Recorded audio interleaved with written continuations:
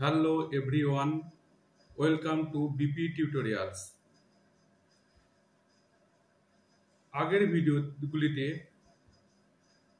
বহির্জাত শক্তিসমূহ, তার বৈশিষ্ট্য, শক্তিগুলির কার্যপদ্ধতি, জলচক্রে নদীর ভূমিকা, নদী অববাহিকা, জলবিভাজিকা, নদী পরিচিতি ইত্যাদি ইত্যাদি সম্পর্কে আমরা আলোচনা করেছি। আজকে আমরা আলোচনা করব নদীর গতি, নদীর কাজ, যেমন ক্ষয়, বহন, অবক্ষেপণের বিভিন্ন পদ্ধতি। আমাদের আজকে আলোচনার বিষয় নদীর গতি, নদীর কাজ, যার ভিতরে ক্ষয়, বহন, অবক্ষেপণের বিভিন্ন পদ্ধতি। নদী গতি সম্পর্কে জানার আগে আমাদের একটা জিনিস অবশ্যই জানা দরকার, যেটা হচ্ছে আদর্শ নদী কাকে বলে। বলছি যে সকল নদীর উৎস থেকে মোহনা পর্যন্ত উচ্চগতি, মধ্যগতি ও নিম্নগতি এই তিনটি স্পষ্টভাবে লক্ষ্য করা যায়, তাদের আদর্শ নদী বলে। উদাহরণ ভারতের গঙ্গা নদী। তাহলে কি বলতে চাইছে, যে সকল নদীর উৎস থেকে মোহনা পর্যন্ত তিনটি গতি স্পষ্টভাবে দেখা যায়। যেমন আমাদের ভারতের যদি আমরা ম্যাপটাকে দেখি, তাহলে আমরা দেখতে পাবো এই ভারতবর্ষের পুরো ম্যাপটা হিমালয় পর্বত এই অঞ্চল অবস্থিত। এইখানে নেপাল, এখানে ভুটান, এইখানটাতে এই অঞ্চলটাতে উত্তরাখণ্ড অবস্থিত, যেটা আমাদের গঙ্গার যেখান থেকে আমাদের মধ্যগতি শুরু হয়েছে। তার আগে পর্যন্ত কি এখান থেকে শুরু হয়ে পার্বত্য, হিমালয় পার্বত্য অঞ্চল থেকে শুরু করে এখানে উত্তরাখণ্ডের হরিদ্বার পর্যন্ত কি ভারতের গঙ্গার উচ্চগতি। এখান থেকে শুরু করে রাজমহল পর্যন্ত, বিহারের রাজমহল পর্যন্ত কি মধ্যগতি। এখান থেকে পরবর্তী অংশ দুটি ভাগে ভাগ হয়েছে, এসে একটা বাংলাদেশে গিয়ে প্রবাহিত, বাংলাদেশের উপর দিয়ে প্রবাহিত হয়ে বঙ্গোপসাগরে মিলিত হয়েছে। একটা ভাগ তার পশ্চিমবঙ্গের উপর দিয়ে হুগলি নদী নামে পরিচিত হয়ে বঙ্গোপসাগরে গিয়ে সুন্দরবন এলাকাতে বঙ্গোপসাগর নামে, এই বঙ্গোপসাগরের কাছে ওখানে মিলিত হয়েছে। এই যে দুটি ভাগ, এই দুটি ভাগ একে কি বলা হয়, নিম্ন প্রবাহ। তাহলে বুঝতে পারলে হিমালয় থেকে হরিদ্বার, উত্তরাখণ্ডে হরিদ্বার পর্যন্ত উচ্চ প্রবাহ, হরিদ্বার থেকে রাজমহল পর্যন্ত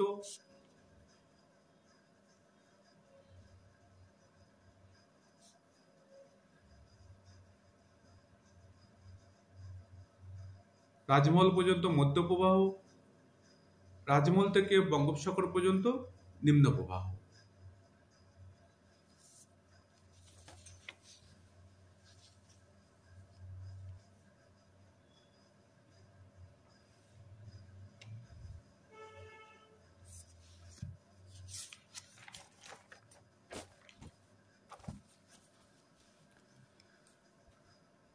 এবার আসবো আমরা নদীর গতি। যে ভূপ্রকৃতি ও নদীর কাজের প্রকৃতির উপর ভিত্তি করে উৎস থেকে মোহনা পর্যন্ত নদীকে তিনটি ভাগে ভাগ করা হয়। তাহলে একটু আগে কি দেখলাম, উৎস থেকে মোহনা পর্যন্ত কি হলো, নদীর যে তার ভূপ্রকৃতি, ভূপ্রকৃতি মানে কোথাও উঁচু, কোথাও নিচু, কোথাও সমতল, কোথাও কি, সেই জিনিসের উপরে, সেই ভূপ্রকৃতির উপরে ভিত্তি করে কি করা হয়েছে, নদীর গতি তিনটি ভাগে ভাগ করা হয়েছে। যেটা পার্বত্য অঞ্চলের উপর দিয়ে প্রবাহিত হয়েছে তাকে কি বলবো আমরা, উচ্চগতি। যেটা সমভূমি অংশের উপর দিয়ে প্রবাহিত হয়েছে তাকে কি, সীমাবদ্ধ, তাকে কি বলবো আমরা, মধ্যগতি। সমভূমি অঞ্চলের যেখান থেকে নদী একদম তার গতি হারিয়ে ফেলে গিয়ে মোহনা পর্যন্ত, তাকে আমরা কি বলবো, তার নিম্নগতি। সেই জন্য বলা হয়েছে ভূপ্রকৃতি ও নদীর কাজ। নদীর কাজ বলতে কি, তার ক্ষয় কার্য বা তার কাজের প্রকৃতি, তার গতি বা জলের প্রকৃতি বা ক্ষয় কার্য কিরকম করছে বা সঞ্চয় কার্য কিরকম করছে, তার প্রকৃতির উপর নির্ভর করে উপর ভিত্তি করে উৎস থেকে মোহনা পর্যন্ত নদীকে 3টি ভাগে ভাগ করা হয়। সবার আগে উচ্চগতি, যাকে বলে পার্বত্য প্রবাহ, মানে পার্বত্য অঞ্চলে দিয়ে প্রবাহিত হয়েছে; মধ্যগতি অর্থাৎ সমভূমি প্রবাহ; নিম্নগতি অর্থাৎ বদ্বীপ প্রবাহ। উচ্চগতি বা পার্বত্য প্রবাহ হচ্ছে পর্বতের উৎপত্তি স্থল থেকে, অর্থাৎ যে পর্বতের যে অংশ থেকে নদী উৎপত্তি হয়েছে সেখান থেকে সমভূমিতে পৌঁছানোর পূর্ব অংশকে, মানে সমভূমিতে যে পৌঁছানোর আগে পর্যন্ত যে অংশ, তাকে কি বলা হয়? পার্বত্য প্রবাহ বা উচ্চগতি। যেমন গঙ্গা নদীর হিমালয় পর্বতের উৎস থেকে গোমুখ থেকে হরিদ্বার পর্যন্ত যে অংশটাকে, তাকে আমরা কি বলবো? এর পার্বত্য প্রবাহ বা উচ্চগতি। আর যেমন গঙ্গা নদীর গোমুখ গুহা থেকে উত্তরাখণ্ডের হরিদ্বার পর্যন্ত বিস্তৃত। মধ্যগতি বা সমভূমি প্রবাহ পার্বত্য অঞ্চল পার করার পর, মানে পার্বত্য অঞ্চল থেকে পার করে চলে আসার পর সমভূমি, যেখানে সমভূমিতে পতিত হলো নদী, সমভূমি অঞ্চলের মধ্যে সীমাবদ্ধ নদীর গতিকে নদীর মধ্যগতি বলে। পার্বত্য গতিতে সবচেয়ে বেশি কি হয়? ক্ষয়কার্য চলে। মধ্যগতিতে কি হয়? ক্ষয়কার্য, কিছু কিছু জায়গায় সঞ্চয় কার্য কিছু সময় দুই রকমই চলে। আর নিম্নগতিতে কি চলে? সম্পূর্ণটাই সঞ্চয় কার্য চলে। তো পার্বত্য অঞ্চল পার করার পর সমভূমি অঞ্চলের মধ্যে সীমাবদ্ধ নদীর গতিকে নদীর মধ্যগতি বলে। যেমন গঙ্গা নদীর মধ্যগতি হরিদ্বার থেকে বিহারের রাজমহল পর্যন্ত বিস্তৃত। অর্থাৎ এই হরিদ্বার থেকে কতদূর পর্যন্ত? বিহারের রাজমহল পর্যন্ত। এটা যে সমভূমির উত্তর দিয়ে প্রবাহিত হয়েছে, কি বলা হবে? গঙ্গা নদীর মধ্যগতি বা মধ্যপ্রবাহ বা সমভূমি প্রবাহ।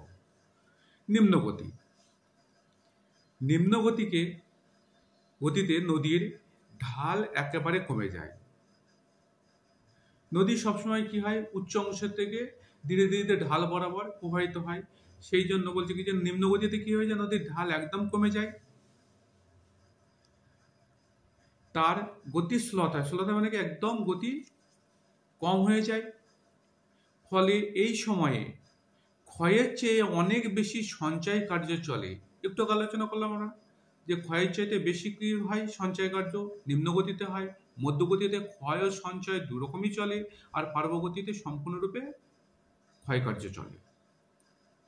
যেমন বিহারের রাজমহল থেকে বঙ্গোপসাগরের মোহনা পর্যন্ত গঙ্গার নিম্নগতি বিস্তৃত। তাহলে এই বিহারের রাজমহল থেকে বাংলাদেশে বঙ্গোপসাগর যেখানে মিলিত হয়েছে মোহনা, এদিকে পশ্চিমবঙ্গে সুন্দরবন এলাকাতে যেখানে মিলিত হয়েছে সে মোহনা, এই অঞ্চলটাকে কি বলা হবে? এর নিম্নগতি বা বদ্বীপ প্রবাহ। এবার যদি পরীক্ষাতে আসে নদীর গতি, তাহলে আমরা কি লিখব? নদীর গতি তার কাকে বলে? উচ্চগতি, মধ্যগতি, নিম্নগতি, তিনটি সম্পর্কে আমরা লিখব। নদীর কাজ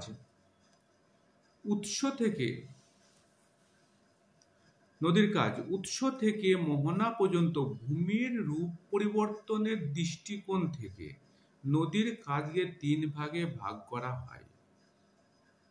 কি বলছে? উৎস থেকে মোহনা পর্যন্ত, মানে যেখান থেকে, যেমন গঙ্গা নদী উৎস এখানে, মোহনা কোথায়? বঙ্গোপসাগরে, সুন্দরবন এলাকাতে, বা বাংলাদেশের বঙ্গোপসাগরে মোহনা পর্যন্ত। এই পর্যন্ত যে ভূমির রূপ পরিবর্তনের দৃষ্টিকোণ থেকে, মানে যেভাবে ভূমির রূপটাকে পরিবর্তন করেছে তার দিক থেকে সেই দিক থেকে দেখলে পরে নদীর কাজকে 3 ভাগে ভাগ করা হয়। সবার আগে ক্ষয় কার্য, বহন কার্য ও সঞ্চয় কার্য। তাহলে নদীর কাজ কয় প্রকার? যদি পরীক্ষাতে আসে তাহলে লিখব নদীর কাজ 3 প্রকার: ক্ষয় কার্য, বহন কার্য ও সঞ্চয় কার্য।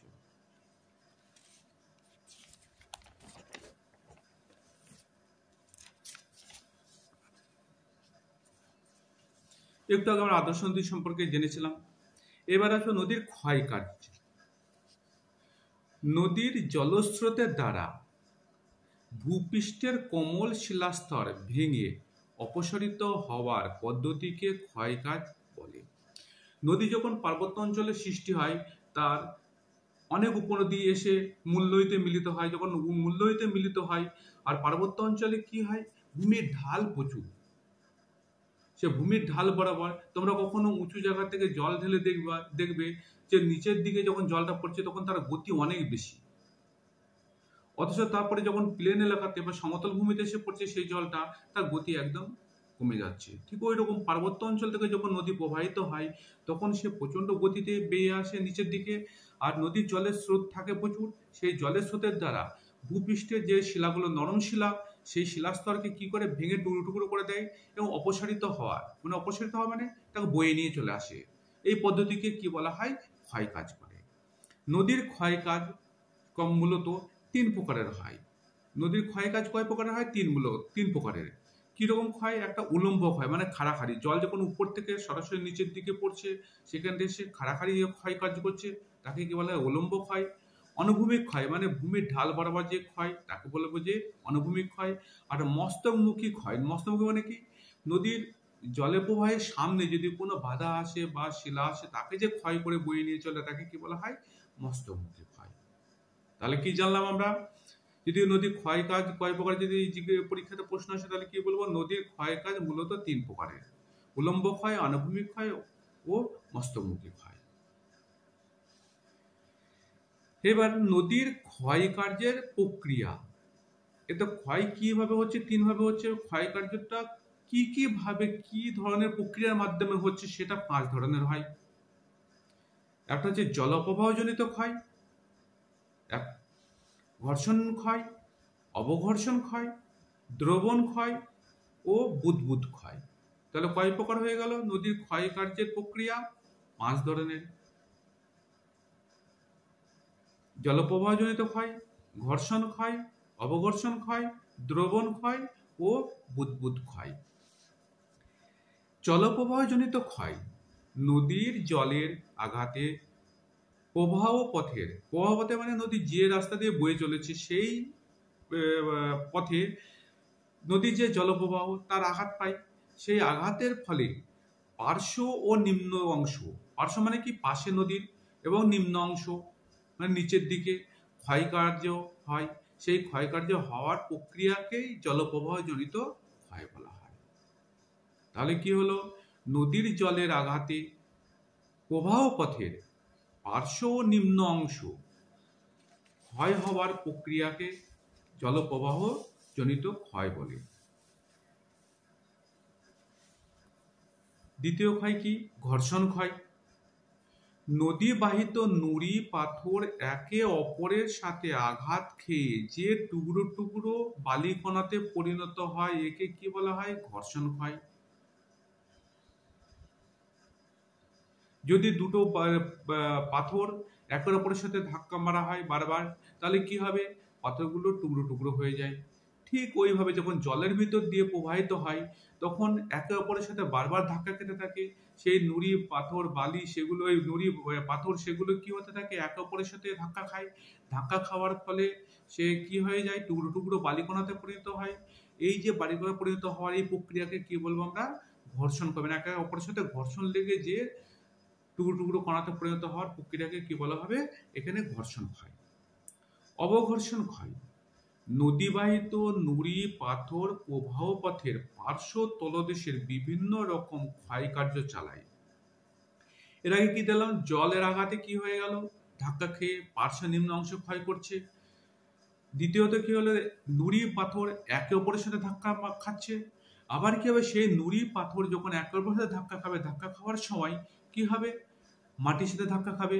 পাশের নদীর যে পার্শ্ব দেশ আছে, পার্শ্ব দেশে ধাক্কা খাবে। এই দুই দিকে ধাক্কা খাওয়ার সাথে সাথে সেখানে যে মাটি বা পাথর বা নুড়ি যা আছে সেগুলোকে ধাক্কা খেয়ে সেগুলোকে ক্ষয়কার্য চালাবে। সেই জন্য বলছে নদী বাহিত নুড়ি পাথর প্রবাহ পথের পার্শ্ব তলদেশে বিভিন্ন রকম ক্ষয়কার্য চালায়। ধাক্কা খাওয়ার ফলে বিভিন্ন রকম ক্ষয়কার্য চালাবে, তাকে অবঘর্ষণ ক্ষয় বলে। এর ফলে মন্থকূপ সৃষ্টি হয়। মন্থকূপ কি হয়? নদীর মাঝখানে গোল গোল গর্তের সৃষ্টি হয় তলদেশে, তাকে মন্থকূপ বলা হয়। যেটা অবঘর্ষণ ক্ষয়ের দ্বারা হয়। আমরা পরবর্তীতে এই সম্পর্কে আলোচনাতে আসব। দ্রবণ ক্ষয় প্রবাহ পথে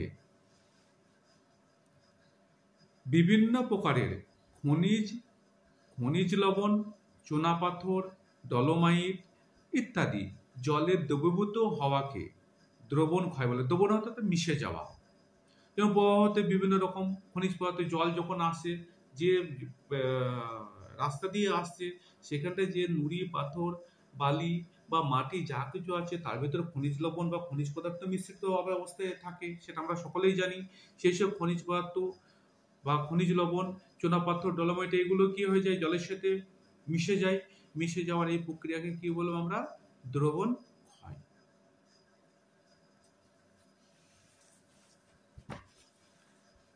এবার আমরা দেখব বুদবুদ ক্ষয়। প্রবাহ পথে শিলার মধ্যে থাকা বায়ু, শিলার মধ্যে যে কি থাকে, গ্যাপ থাকে বা ফাঁক থাকে, সেই ফাঁকের ভিতরে বায়ু আটকে থেকে যায়। সেই যে বায়ু, তার দ্বারা কি হয়, বুদবুদ সৃষ্টি হয়। বুদবুদ মানে কি, নদী জলে দেখবে যে তোমরা বুদবুদ দেখতে পাওয়া যায়।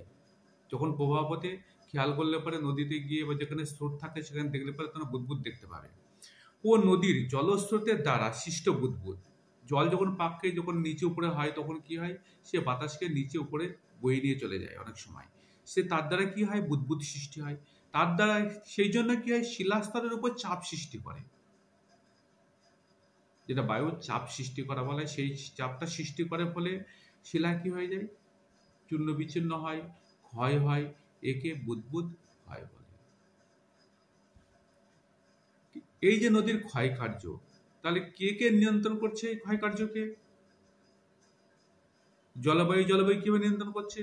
যদি বেশি পরিমাণে বৃষ্টি হয় তাহলে কি হবে, জলের স্রোত বাড়বে। আবার যদি কি হয়, বরফ বেশি পড়লো, তারপরে পরবর্তীতে গরমকালে কি, যদি বেশি গরম পড়ে, বরফ গলে জলের পরিমাণ বেশি হবে। হয়ে গেল শিলার প্রকৃতি। শিলা যদি প্রচন্ড কঠিন হয় তাহলে পরে কি হবে, ক্ষয় কম হবে। যদি নরম কোমল হয় তাহলে কি হবে, ক্ষয় বেশি হবে।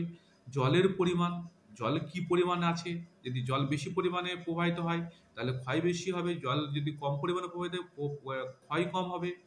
ভূমির ঢাল যদি বেশি হয় তাহলে কি হবে, প্রচুর পরিমাণে ক্ষয় হবে। এবং বাহিত পদার্থের পরিমাণ, যদি বেশি পদার্থ বয়ে নিয়ে আসে তাহলে কি হবে, ঘর্ষণ, অবঘর্ষণ, দ্রবণ ক্ষয় এগুলো সব বেশি হবে। বুঝতে পারলে? এবার আসবো আমরা নদীর বহন কাজ।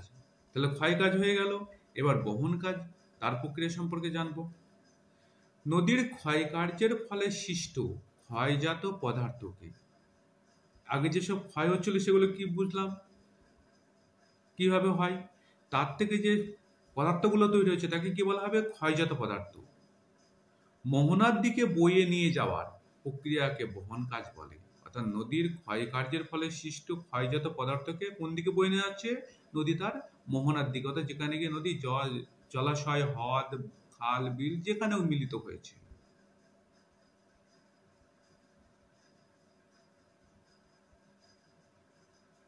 এই প্রক্রিয়াকে কি বলবো আমরা, বহন প্রক্রিয়া। এই বহন কাজ 4 প্রক্রিয়ায় হয়। কি কি প্রক্রিয়া? দ্রবণ প্রক্রিয়া, ভাসমান প্রক্রিয়া, লম্পদান প্রক্রিয়া, আকর্ষণ প্রক্রিয়া। কি কি প্রক্রিয়া? দ্রবণ প্রক্রিয়া, ভাসমান প্রক্রিয়া, লম্পদান প্রক্রিয়া ও আকর্ষণ প্রক্রিয়া। সবার আগে দেখব আমরা দ্রবণ প্রক্রিয়া। নদী প্রবাহ পথে শিলার সঙ্গে মিশে থাকা খনিজ লবণ, চুনাপাথর, ডলোমাইট ইত্যাদি জলের সাথে মিশ্রিত হয়ে বয়ে যাওয়াকে দ্রবণ প্রক্রিয়া বলে। তাহলে কি হলো, একটু আগে আমরা আলোচনা করেছিলাম নদীর প্রবাহ পথে কি হয়, নদীর যে শিলা থাকে তলদেশে পার্শ্বদেশে, সেই শিলাতে খনিজ লবণ, চুনাপাথর, ডলোমাইট যেগুলো থাকে সেগুলো কি হয়, নদী জলের সাথে মিশ্রিত হয়ে যায় আর আস্তে আস্তে নদীর মোহনার দিকে এগিয়ে চলে। এই যে প্রক্রিয়াকে তাকে কি বলবো আমরা, দ্রবণ প্রক্রিয়া, মিশে যাওয়া প্রক্রিয়া।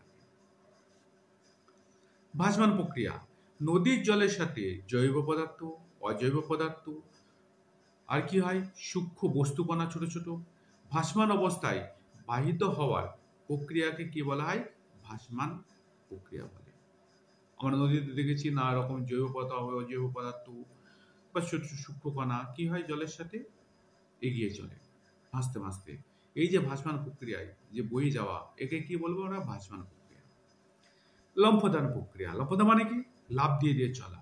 নদীর প্রবাহ পথে যখন পাহাড়ি অঞ্চলে বা পার্বত্য প্রবাহে এটা বিশেষ করে দেখা যায়, বড় বড় যে পাথর বা বড় বড়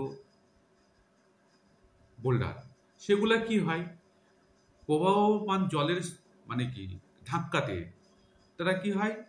লাফ দিয়ে দিয়ে পাহাড়ের উপর বয়ে চলে নদীর সাথে সাথে। সেই জন্য বলছে উচ্চ প্রবাহে বড় ও ভারী শিলা খণ্ড প্রবাহমান জলের আঘাতে মানে জলের ধাক্কা খেয়ে কি হয়? লাফাতে লাফাতে এগিয়ে চলাকে লম্ফদান প্রক্রিয়া বলে।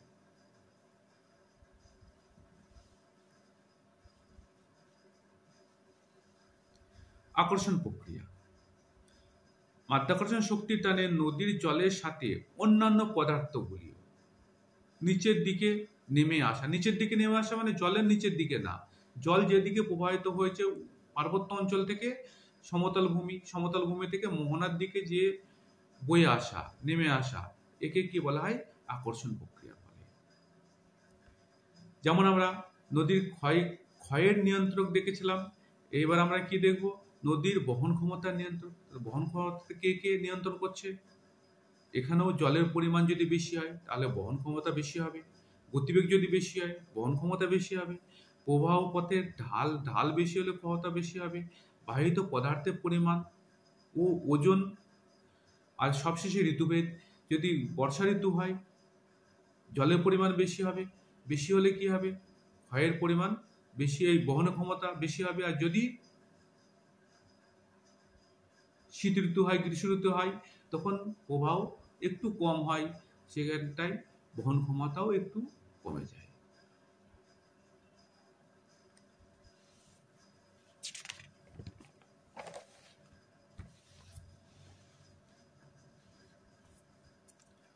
নদীর সঞ্চয় কাজ। নদীর ক্ষয়জাত পদার্থ উৎস থেকে মোহনা পর্যন্ত নদী খাতের বিভিন্ন অংশে জমা হওয়ার প্রক্রিয়াকে সঞ্চয় কাজ বলে। এর প্রাধান্য মোহনার দিকে বেশি লক্ষ্য করা যায়। একটু আগে আমরা আলোচনা করেছিলাম যে সঞ্চয় কাজ সবচেয়ে কোথায় বেশি হয়? মোহনা অঞ্চলে। কারণ কি? এখানে নদীর গতি প্রায় হারিয়ে ফেলে। নদীর ক্ষয়জাত পদার্থ কি হবে? উৎস থেকে মোহনার দিকে বয়ে যাবে। আর কিভাবে বয়ে যাবে? নদীর জলের প্রবাহের সাথে নদী খাতের ভিতর দিয়ে বয়ে যাবে। এইসব ক্ষয়জাত পদার্থ যেখানে যখন নদীর মধ্যগতিতে আসে বা নিম্নগতিতে এসে পৌঁছায়, তখন বিভিন্ন অংশে কি হয়ে যায়? জমা হয়। সেই জমা হওয়ার প্রক্রিয়াকে আমরা কি বলবো? নদীর সঞ্চয় কাজ। এটা সবসময় কোথায় বেশি দেখা যায়? মধ্যগতিতে সামান্য দেখা যায়, আর নিম্নগতিতে সম্পূর্ণরূপে এটা পরিলক্ষিত হয়। একটা ষষ্ঠ ঘাতের সূত্র নামে আমরা জানবো যে ষষ্ঠ ঘাতের সূত্রটা কি। 1842 খ্রিস্টাব্দে ব্রিটিশ ভূগোলবিদ ডব্লিউ হপকিন্স নদীর গতিবেগ ও তার বহন ক্ষমতার মধ্যে একটি সম্পর্কের ব্যাখ্যা দিয়েছিলেন। কি ব্যাখ্যা দিয়েছিলেন? যে নদীর গতিবেগ কেমন হলে তার বহন ক্ষমতা কেমন হবে, সেই সম্পর্কে তিনি একটা ব্যাখ্যা দিয়েছিলেন। তার যে সূত্র, সেই সূত্র অনুযায়ী নদীর গতিবেগ দ্বিগুণ হলে, মানে নদীর গতিবেগ এখন যেমন আছে তার থেকে যদি ডবল হয়ে যায়, তাহলে তার বহন ক্ষমতা, জিনিসপত্র বয়ে নিয়ে যাওয়ার ক্ষমতা বৃদ্ধি হবে কত? 64 গুণ।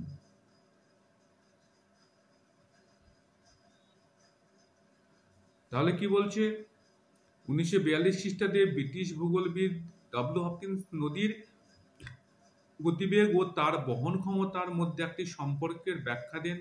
তার সূত্র অনুযায়ী নদীর গতিবেগ দ্বিগুণ হলে তার বহন ক্ষমতা বৃদ্ধি পায় 64 গুণ। একে কি বলা হয়? ষষ্ঠ ঘাতের সূত্র। এটা কিন্তু পরীক্ষায় খুবই ইম্পর্টেন্ট, এটা বারবার প্রশ্নটা দেওয়া হয়। আর এটা সচরাচর 2 নম্বরের কোশ্চেনে বা 1.5 নাম্বার 1 নম্বরের কোশ্চেনে এগুলো দেওয়া হয়। তাহলে আজ আমরা কি কি জানলাম?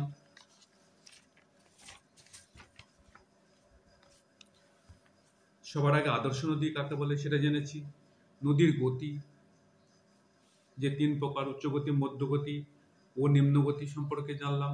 উচ্চগতি, মধ্যগতি, নিম্নগতি কাকে বলে এবং নদীর কাজ, ক্ষয় কাজ, বহন কাজ, সঞ্চয় কাজ এবং নদীর কাজ কিভাবে কাজ করে, ক্ষয় কাজ কিভাবে চালায়, আর ক্ষয় কাজ কয় প্রকারের হয়, কি কি প্রক্রিয়াতে হয় সেগুলো সম্পর্কে জানলাম। তার ভিতরে যেন জলপ্রবাহজনিত ক্ষয়, ঘর্ষণ ক্ষয়, অবঘর্ষণ ক্ষয়, দ্রবণ ক্ষয়, বুদবুদ ক্ষয় সম্পর্কে জানলাম। আর জানলাম নদীর ক্ষয়ের নিয়ন্ত্রককে, নদীর বহন কাজ যে 4 প্রক্রিয়া বহন হয়, দ্রবণ প্রক্রিয়া, ভাসমান প্রক্রিয়া, লম্ফদান প্রক্রিয়া, আকর্ষণ প্রক্রিয়া সম্পর্কে আমরা আলোচনা করলাম। আর সবশেষে জানলাম নদীর সঞ্চয় কার্য আর সুষ্ঠুঘাতের সূত্র।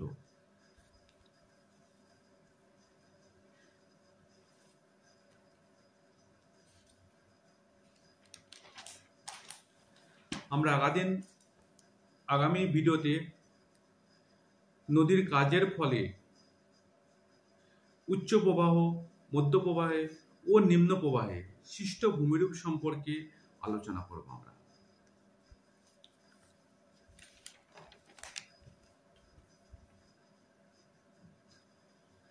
Thank you everyone.